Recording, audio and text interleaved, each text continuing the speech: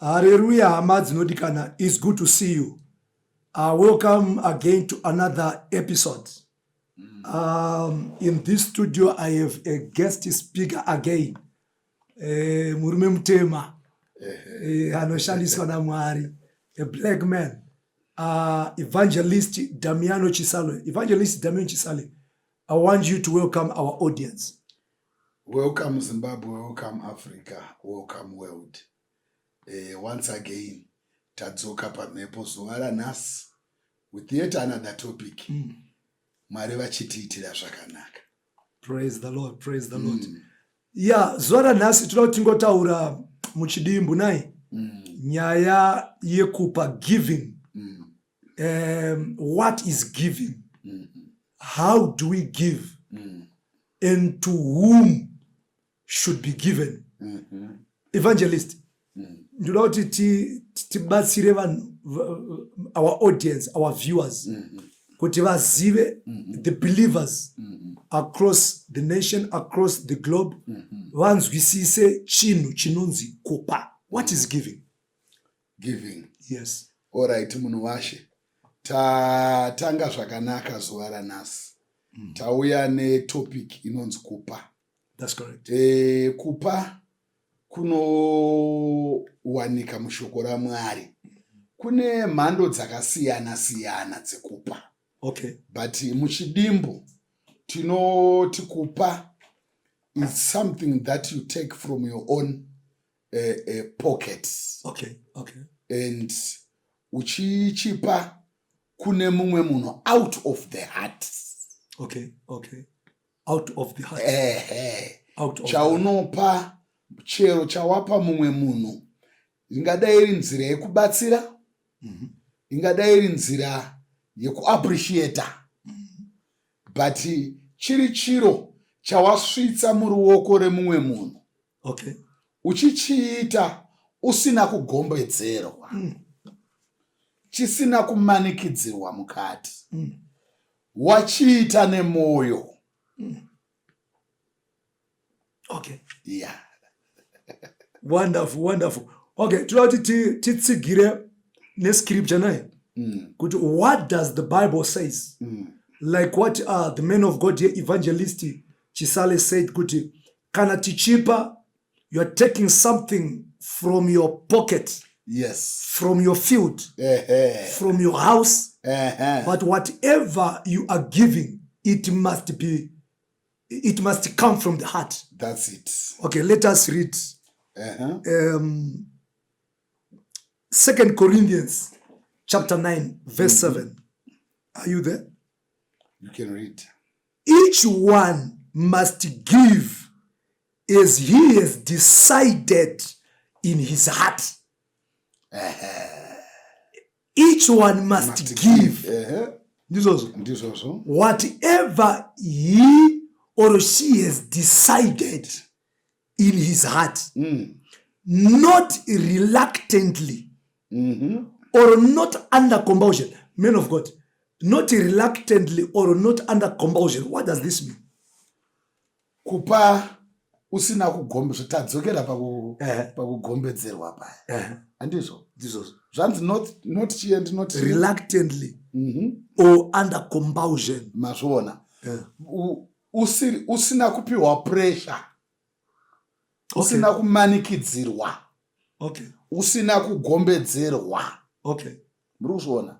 Kana kuti kupa usingade reluctantly.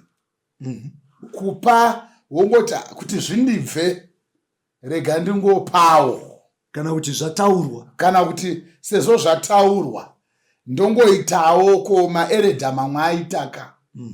Inisa eredha ndikasara.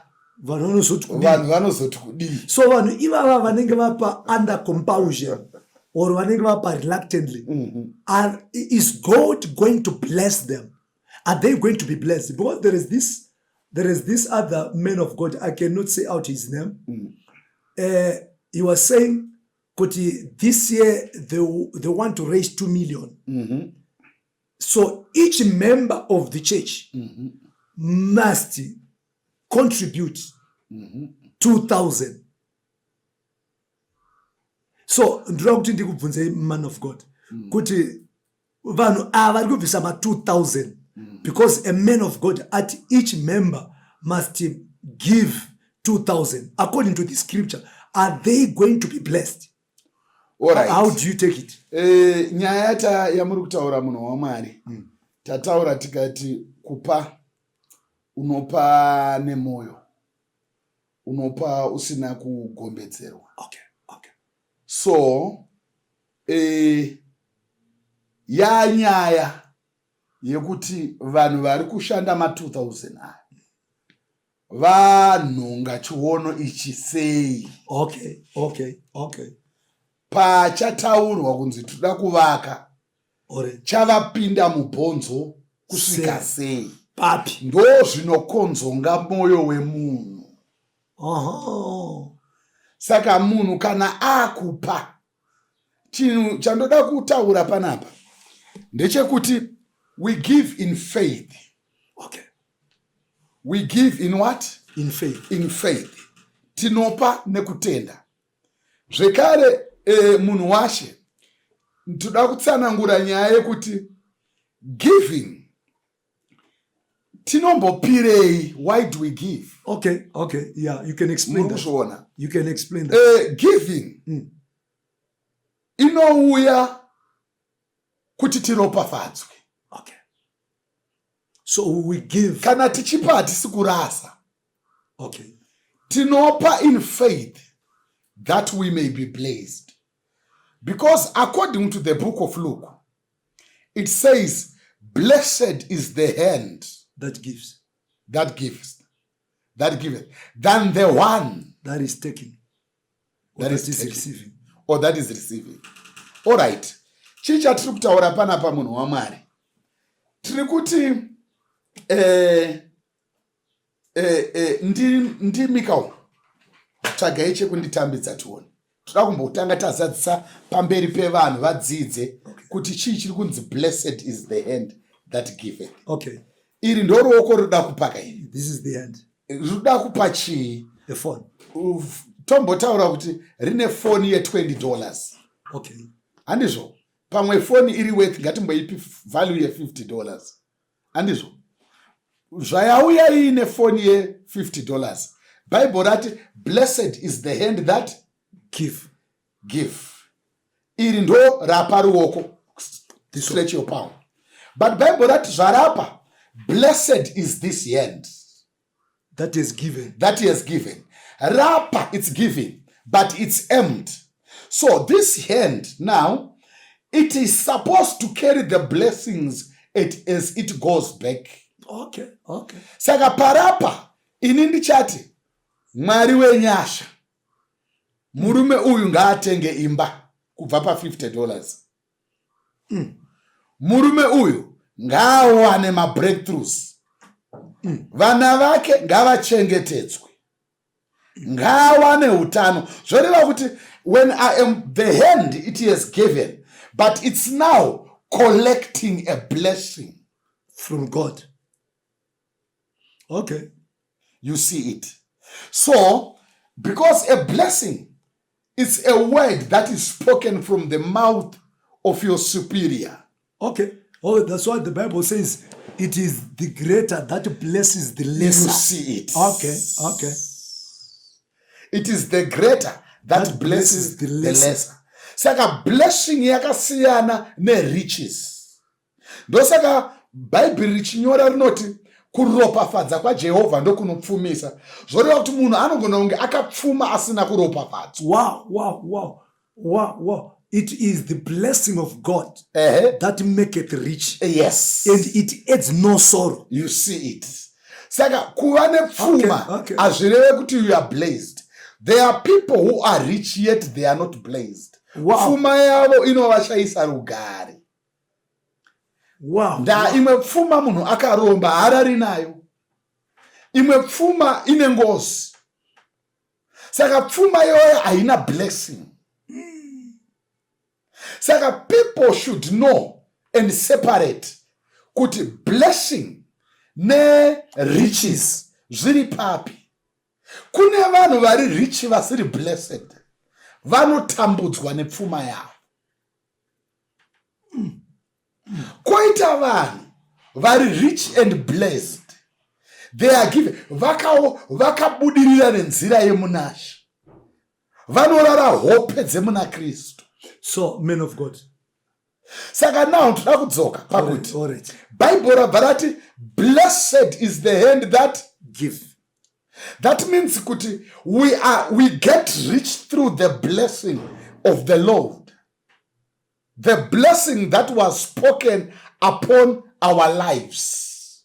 Ndo inoita grow, manifest, and enrich us.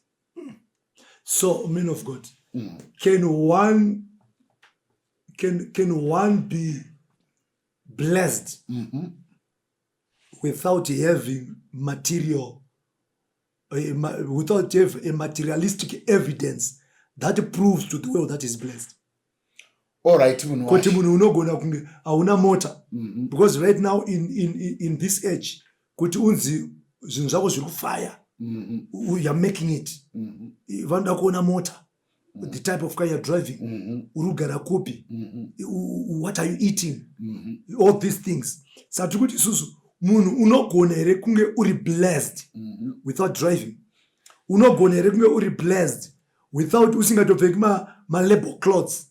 Can one say to be blessed? Very much, munhu waMwari. Okay. Sezvandataura kuti there is difference between being rich and being blessed. Muri kuzviona munhu wacho. Ndoda kupa good example. Ndinova nemaonero akasiyana nevanhu vazhinji pakuona, but apapa toda kutaura pamusoro pe-blessing, kuropafadzwa. Ndoda kupa good example. The Bible rinotaura about John the Baptist. Foundation ya John the Baptist yanga iri yekubata hwiza, yekudya uchi musango, uchi hwesango. Asi he was a blessed man. Okay. Vanhu vaitosiya mapalasi vachienda kunowana blessing, iye achitaura shoko rinoita kuti munhu abudirire. Wow. But achigara ikoko, but soko raibuda mumuromo maJohn the Baptist waita mari naro. So men of God, saka ndoda kutaura pakuti munhu waMwari haajajwe. Wow. You don't judge the man of God ne material. Munhu waMwari anogona kushayiwa to be met ya topic yakazvimiririra. Okay. Munhu can be blessed because manifestation of blessing ya nyaya ye wisdom and implementation. Kuti munhu anogona kuva akaropafadzwa, but iye wotadza kushandisa ropafadzo iri maari kuti aite zvinhu zvinobatika. Ndatenda munhu washe. Saka kureva kuti kune vanhu vari blessed vari kutofamba netsoka, vakachengeta vasingaone potential iri mavari, but vakaropafadzwa, asi vakaropafadzwa. Saka chaita kuti vashaye kuona inyaya yekushayikwa kwewisdom, ya nyaya yekushayika nekuimplementa. Wow. Muri kuzviona. Saka apapa tiri kumbobata nyaya ye blessed. Because Bible rinotiudza pachena kuti faith without works is dead. Ndo patinodzokera pashoko raMwari rinoti mai vakadzokera kuna Elisha. Vakati murume wangu akanga ari mwana wemuprofita. Zvinoreva kuti wanga waitoona uchitotumwa naElisha kunodeliver the message of God. Waitotaurira vanhu masoko aita come to pass, achitoudza vanhu zvinhu zvaiitika, but back home wakaremerwa nechikwereti. Zvoreva kuti blessing yanga iri pamusoro pake wakatadza kuishandisa into his own family. Akashaya wisdom yekuishandisa into his own house. Saka munhu anogona kukutaurira shoko rinokukwidza ndege yaasina kukwira. So we are talking about a blessing here. nyaya yeblessing yauya sei? Nyaya yeblessing yauya pakuti we give that we may be blessed. Ndakomborwa pamataura nyaya yemwana muprofita akasara akazofa aine zvikwereti ende mumba make makanga muine mafuta but haana kuziva kuti mafuta iwayo anogona kumatengesa because paakafa mudzimai wake akazomashandisa mafuta the same mafuta iwayo akasiya arimo. Saka that is to say also we can have God. Chinhu chinokomboreresa changa chagara chirimo mumba kare. Saka kureva kuti you can be godly and be poor. Is that possible? Kuti munhu anotogona nyaya kuropafadzwa munhu washe nekubudirira nekuita mari neurombo hazvina chekuita nekupinda denga. Wow. Jaya mupfumi naRazaro. Apa, our viewers, I want you to listen this portion now. This is a place patiri kurasikira vazhinji. Ndoti muterere munhu waMwari as he's explaining this. Man of God, you can go ahead. Jaya mupfumi naRazaro. Jaya mupfumi akanga aine mari. But now tada kutaura pa kuropafadzwa kusina umwari. Bible harivanze rinoti pfuma yajaya mupfumi yakanga yauya neukopo-kopo. But Lazaro akanga afa asina chinhu. Wairespecta corruption. Lazaro waitya madhiri asina mwari. Wakachengetedza umwari. Ndokufa asina material zvinhu zvinobatika panyika zvakawanda. Asi aine umwari. Tinozoona life yavo after death. Ndinogara ndichiudza vanhu munhu waMwari kuti that was not a parable. All right. Ndinomira openly and I defend that. Okay. Panyaya dzese dzakataurwa naJesu, nyaya yajaya mupfumi naRazaro is a parable. Go and check my parables aJesu ese. Haana mazita. All right. That's the only story inopiwa naJesu ine mazita. All right. Ine zita rababa Abraham who had demised by the time. Ine zita raRazaro. Vamwe vese rinongonzi the parable of the sower. Sower haana zita. Vasikana vane 10 hakuna Angela watinonzwa. Vasikana vane 10. So Jesu vanotiudza nyaya isiri a parable. I want you to get this. Saka now, tiri kuti chii? Tiri kuti righteous ndo inopinza denga, kururama neutsvene. Holiness and righteous. Ndo zvinopinza chi? Denga. Nyaya yekuropafadzwa ndeyepanyika. Inotone maprinciples ayo. Unofanira kuti ukapa wokomborerwa panyika, woita mari panyika nda hakuna anopinda denga nda wakapa. So no man, okay, men of God. We have seen people vanopastoring. This also. Vanotonzi we anopa nemoyo wakanaka. Kana denga chairo anoripinda. Saka munhu anopastoring uyu anopinda ere denga. Let's say inini ndapa. Zvekuti the world can acknowledge and the world can confirm. Like we have got our brother, I cannot mention the name, who is giving out cars. Bible rinotaura pachena. Cornelius, munamato wako nezvipo zvasvika. Zvoreva kuti Cornelius ane chemunamato, haazi kupa chete. Ane ndogona kupa good example. Ana America, they give. Ana USAID. Ko toti chi ngochani dzinopa. Toti chi nawo. Ko mamedalers. Munhu akaita mari yemushonga, yezvikwambo, yesacrifice, yeropa, hama dzichifa, but achichengeta nherera, achichengeta shirikadzi. Saka pari kunzi Cornelius, ngirosi pairi kusvika, pairi kuti munamato, zvareva kuti Cornelius aqualifya parighteousness. That's why prayer yake iri kunzwika. denga riri kufambirana naye, it's a balanced. Okay. Ari kupa aine umwari. Cornelius was not one-sided. Anga aina kupa kunofanira kuwa both sides. Unofanira kupa uine umwari for attaining kingdom of heaven. But however, giving on its own, because anyone can give, kupa kunoropafadzisa panyika. Akuendese kudenga. And iwewe wapa kana dai ukafa usina kuona blessing, vana vako ndopa unoona vamwe vanhu vanongoberekwa vari vanhu vasina kana mwari, vasingaende kuchechi but vachibudirira. Okay. Okay. Vari kukavwa. Because the Bible harivanze. Bible rinotiudza kuti tikaverenga Old Testament, Paul achitsanangura anoti naLevhiwo wakabhadharirwa chegumi achiri muwest In the bosom of Abraham. Zvoreva kuti Levi kana akarega kubvisa chegumi anga ari covered. akatobvisirwa. Blessing yake Levi angoberekwa aine blessing. Wow. Iye kubvisa kana kusabvisa ndewe kubudirira. Wow. I want you to hear this.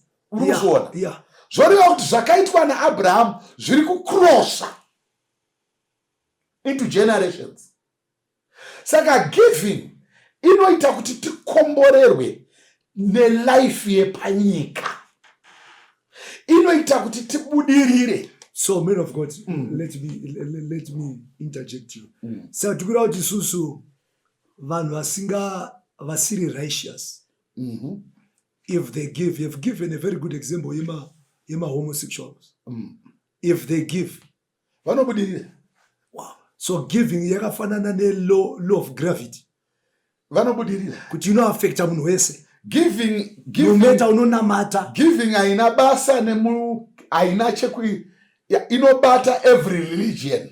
That's why I'm a Muslim. Vanobudirira. The Jews. Vanobudirira. And I've seen this is a traditional healer. I forget Sekuru Murinda Gomu and Sekuru Banda. These are not Christians. I've seen them giving. Vakanzwisisa how giving works.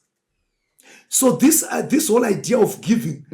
So it means Bible that blessed is the hand. Are now describe about the hand in the is the hand. The hand. Even the devil himself, if he gives. Blessed is the hand. Wow. Blessed is the hand that giveth.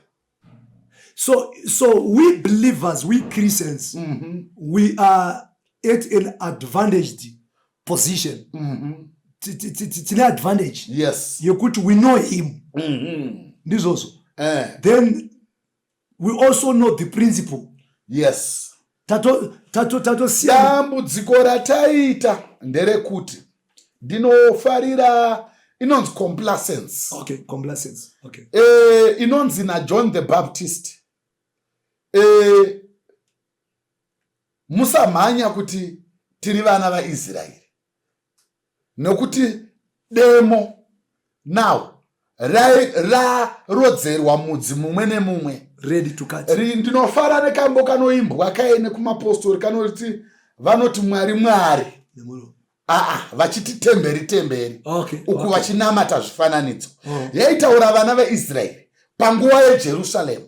Vaiziva kuti kana zvinhu zvikaita sei Jerusalema harisi kuzoparara ndamune temberi. God would protect Jerusalem for the sake of the temple.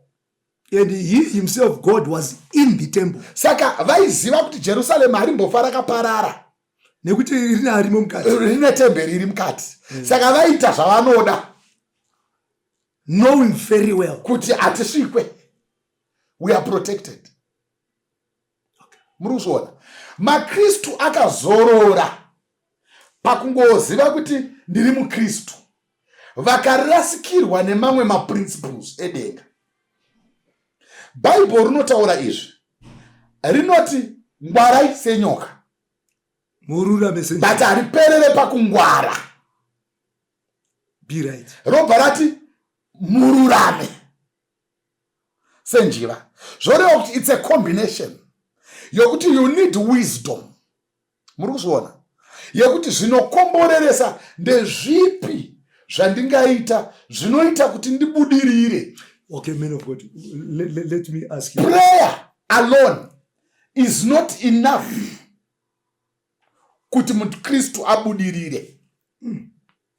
Prayer alone haina kukwana kuenda mugomo, kugara mugomo, kutsanya. Hazvina kukwanira kubudirira. So we are talking of a blessing. I want to ask you a question, man of God. Kuti tapa, taropa fazo. Is there any other way or any other means to tap into the blessing of God besides giving? All right. Ngatikopei kumuridzi wazvo. Okay. Iye Mwari pachake. John 3 verse 16. Inoti chii munhu wacho? John 3 verse 16, not for God so loved the world that he gave his only begotten son. He gave his only begotten son. When God loved the world, He gave for it. Wow. Mwari pavakada nyika, vanzwa kuti nyika ndaida, kunyange vari ndivo vakaicreata, havana kungoitora kungoti ndaitora, yeti variwo muridzi vari ndivo vakaisika. iro bhuku richoti denga nenyika Ndezvavo, nekuzara kwazvo ndezvavo, nevageremo ndezvake. But world yanga yacorrupt. The devil had taken a portion. For God to regain the world back to him, he had to give his only son. His only son. For God so loved. So giving is a doing word. We give for what we want. Go right, munhu washe. Rega indi kupei muenzaniso waka unogona kundiitira zvakanaka. Tikaverenga kubhuku yaGenesis chapter 27. Bhuku yaGenesis chapter 27. If you can go there. Let me go there. Tikaverenga kubhuku yaGenesis chapter 27. Tinoona baba vemunhu vatarisana nenguva yekufa. Verse chimbondiverengerai verse 3. Now therefore take, I pray thee, thy weapons. All right, tangirai pa verse 1. Verse 1. Genesis 27 verse 1. And it came to pass that when Isaac was old. When Isaac was old. Isaac is a patriarch.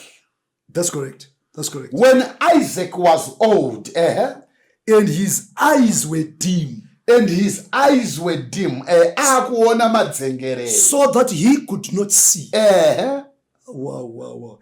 He called Esau his eldest son. Wakadana Esau mwana wake mukuru. And he said unto him, akati kwaari, my son. Mwanakomana wangu. And he said unto him, mwanakomana akati, behold, here I am. Ndiri pano baba. And he said, behold now, I am old. I know not the day of my death. Mazuva angu aswedera. Now therefore, take, I pray thee, thy weapons, thy quiver, and thy bow. Tora munondo wako nemuseve. And go out to the field. Upinde musango. And take me some venison. Utoreka nyama. Wow. Can I continue? Continue. And make me a savory meat, such as I love. Uraeka nyama. Ugoche nenzira yandinoda. Uprepare nenzira yandinoda. And bring it to me. Uye kwandiri nayo kwandiri. That I may eat. Kuti ndidye.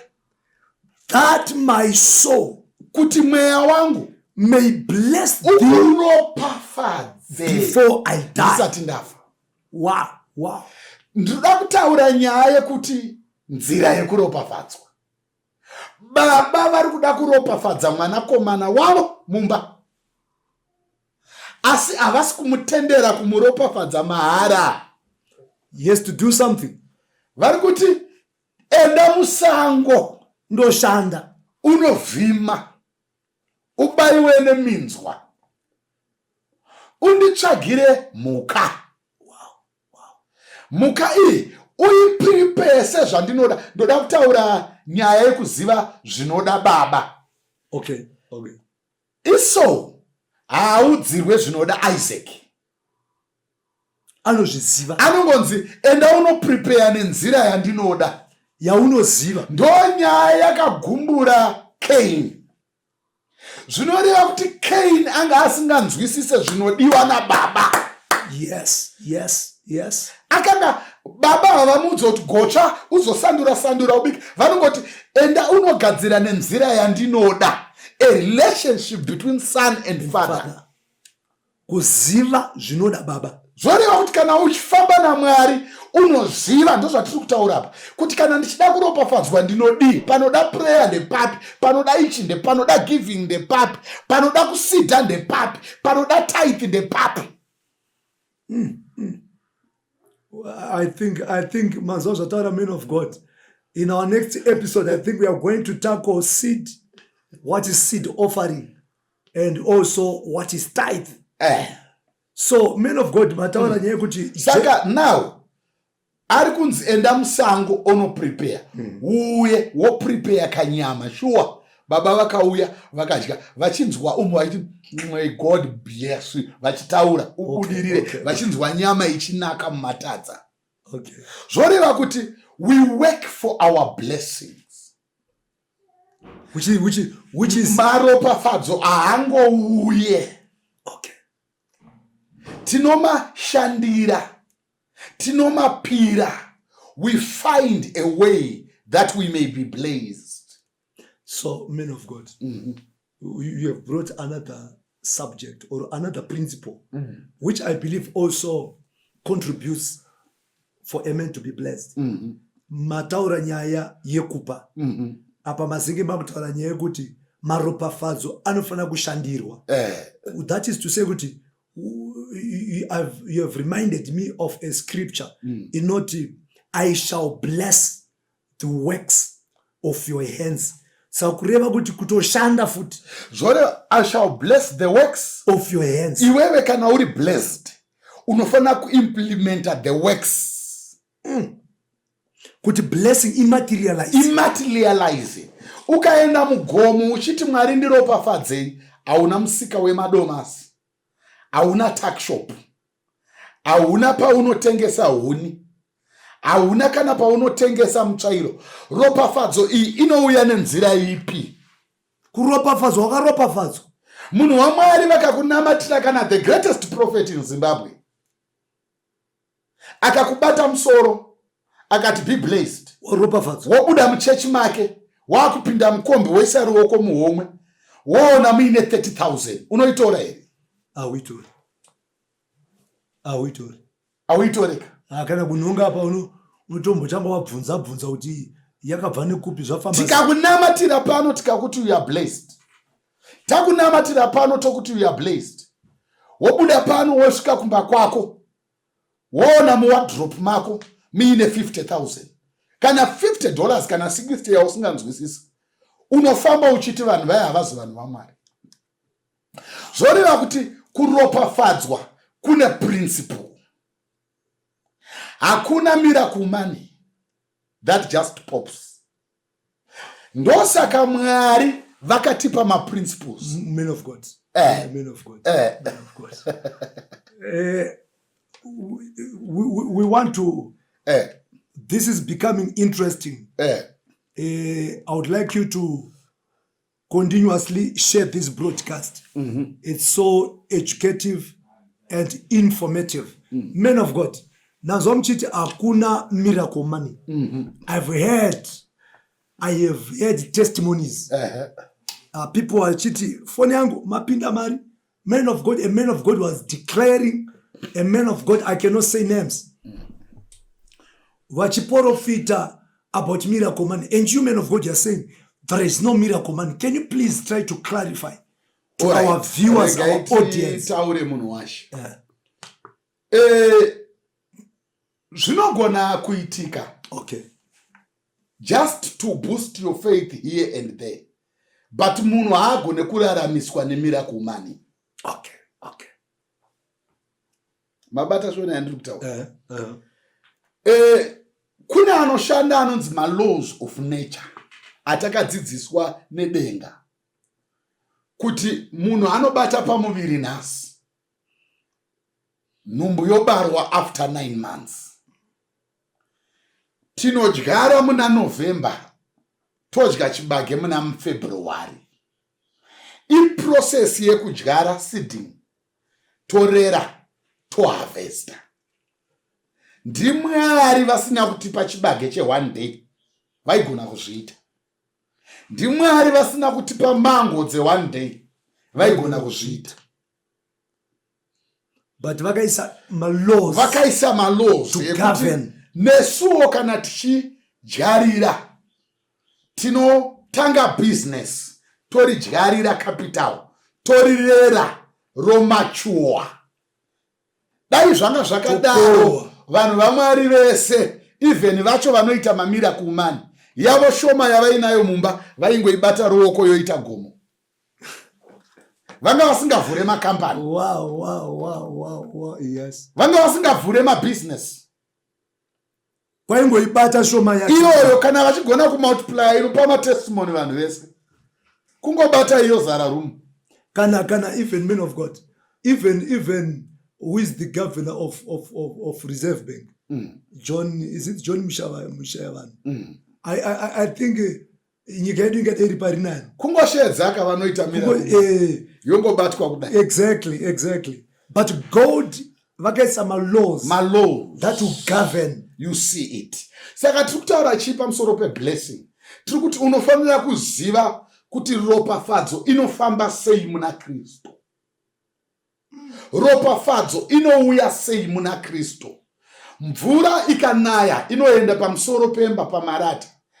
Fact yekuti pamba pako pane marata haizadze ma-empty containers pamba pako. Wow.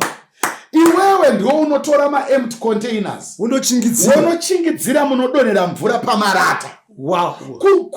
Kuziva pekuteya. Kana icho chibhorana chiuye kumba kwako. Iwewe ndio unoteya nzira inouya neropafadzo.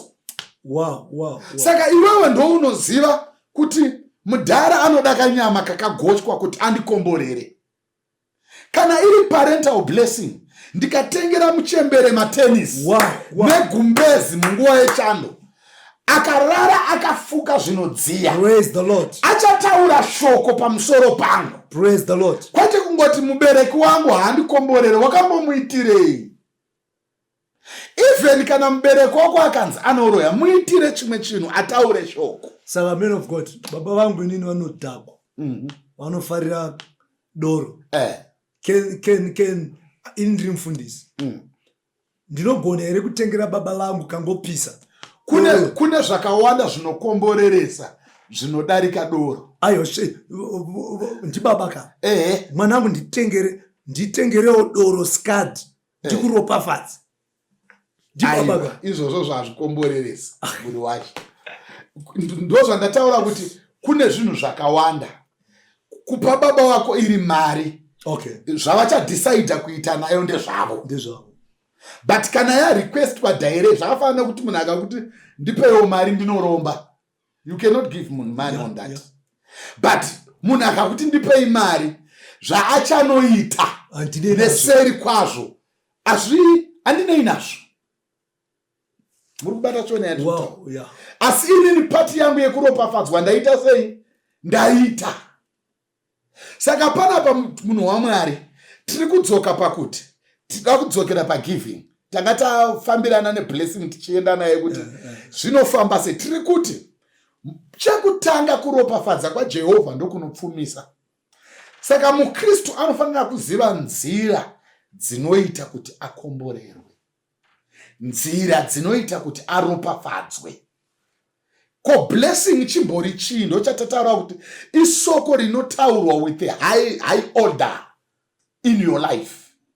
ndaogara ndichiudza vanhu munhu waMwari kuti kana dai ukaberekwa wakaropafadzwa, ndoda kudzokeredza vanhu vachinzwa muno, kana dai ukaberekwa wakakomborerwa, ukaberekwa wakaropafadzwa, haubudirire muupenyu kusvikira munhu wepanyama aita unlock the blessing that is in your life. Okay, munhu wepanyama ndiye anomira. Muchadenga munoshanda anonzi maprisita, ndiyo anotaura shoko rino unlocka madoors a blessing in your life. Okay. Mwari vanotaura naAbhurahama makore nemakore, uchaita vana vakawanda kunge jecha regungwa. Abhurahama habare vana kusvikira zuva rinouya munhu wenyama kuzodya pamba paAbhurahama. The priest ndiye anochizotaura manje kuti gore rinouya nguva ino Sara. asi blessing iri kutaurwa kuti gore rinouya nguva ino yakataurwa kare yakuchizomani kuti imanifeste. Inototorera mumwe mufundisi, vamwe profeti, inototorera baba wako nyakubereka kana mai, kana kutorera vamwe bishop or a higher order. A higher order. Kana kutora nganga futi. That speaks kana iri the negative kingdom. Because I want saka nyaya iyi inofamba sei now? Inofamba pakutauya pagiving.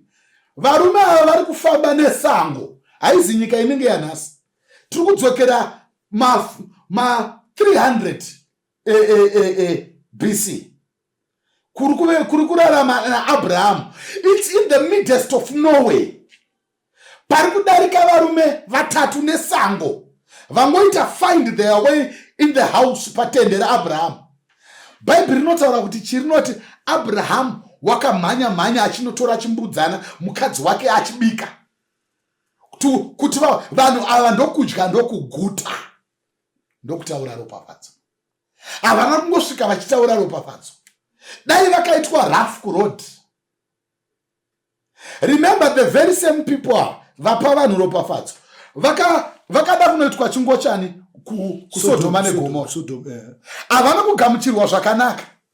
Vanhu ivava dai vakagamuchirwa the way yavakagamuchirwa naye mumba maAbhurahama, vaigona kutaura zvekare ropafadzo muSodoma. Saka it is the way that you receive.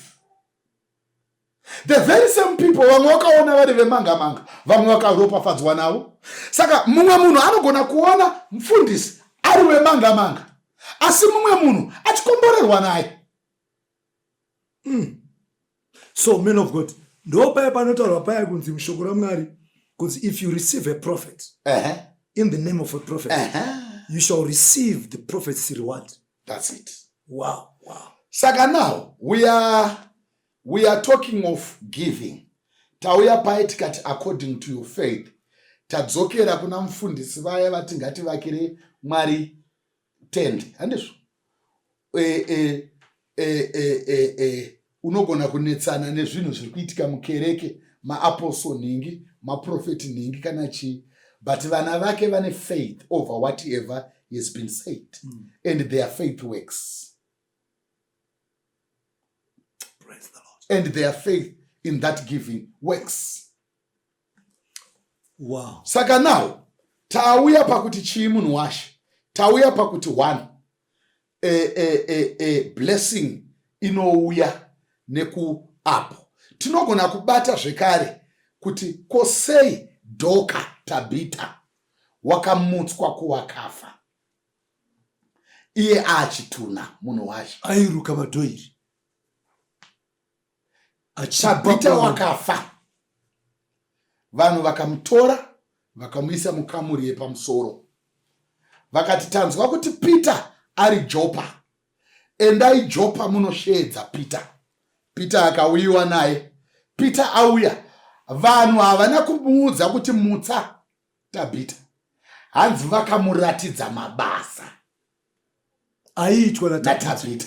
Hapana, hatinzwe hwana akati kana wapinda muimba yemukati Peter, enda unomutsa Tabita.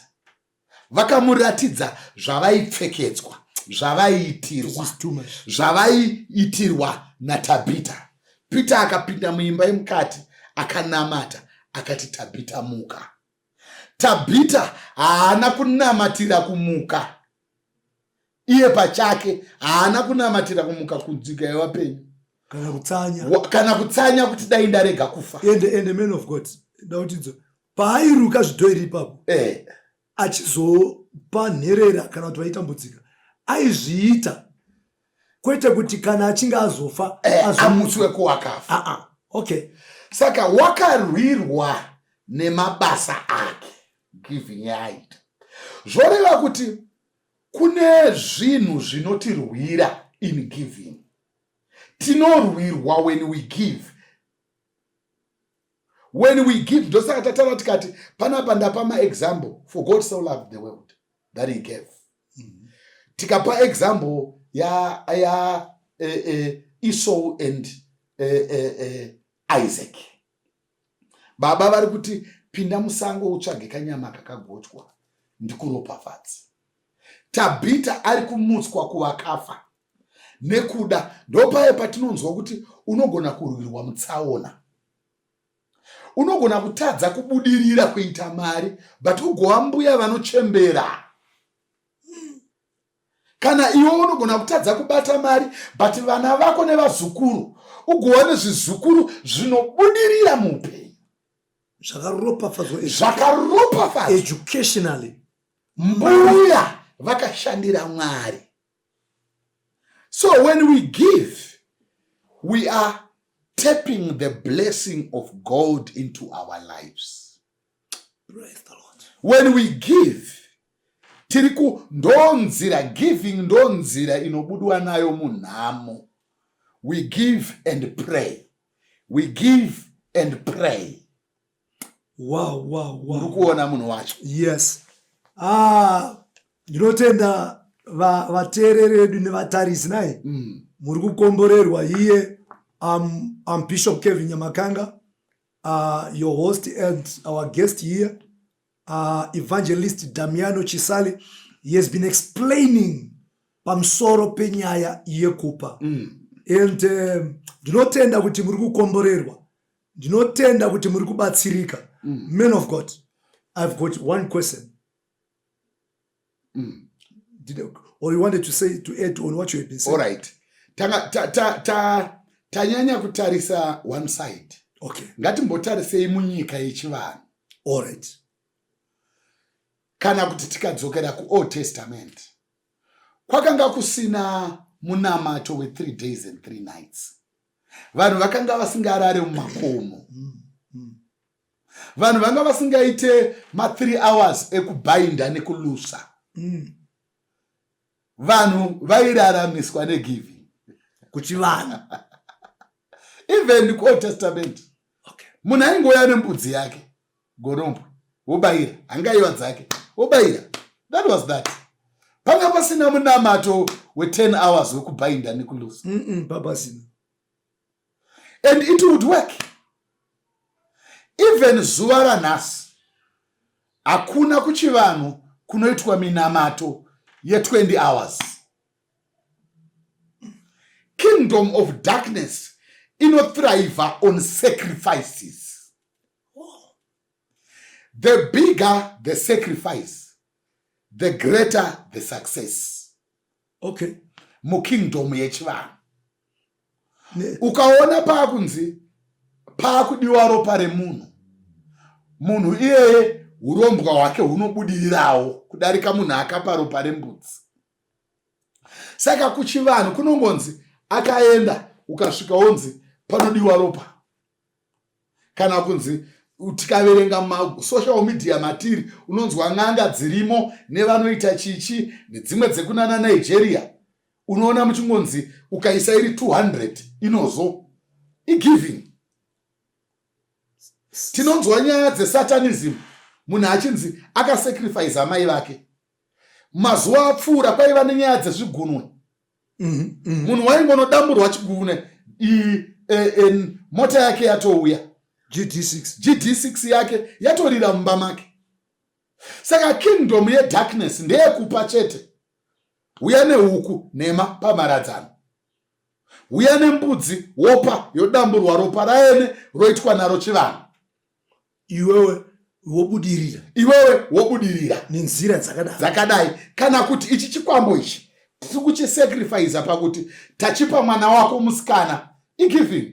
Munhu wotoziva kuti handidye roora, handiwane mukuwasha, handichawana roora re10,000 150,000 iya yakabviswa iye yeroora, woziva kuti handichaona roora re150,000. Muri kuzviona, handiwani mukuwasha. Isacrifice kai, igiving yakaita kuti apota achiona mahekta nehekta pamba. Muri kuzviona. Saka kingdom of darkness, kana dai munhu akatonzi ane nyoka, igiving yaanenge achiita kuti hanzi inoyamwa kana kuti anodai nayo. Saka vanhu vari muna Kristo nawo vazhinji vakatiza giving nokuti vanorwadziwa nekupa. Vanhu vane mweya wekunyima. They are stingy. People are stingy and lazy. Now they believe only in prayer. Akaenda kugomo akadzoka. To him or her it's enough. Gomo remunana. Akaenda kugomo remunana akadzoka. But zvisiri zvekumbovanzirana, chiKristo chinofambirana nezvinhu zviviri, prayer and giving. Ropafadzo inouya. Blessed, ndiJesu vakataura, blessed is the hand that giveth than the one that receiveth. Amen. Takomborerwa pano. Men of God, I thank you for coming.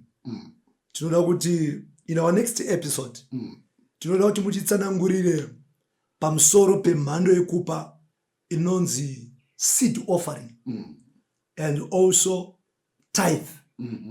Kuti chii chinonzi tithe iriko here?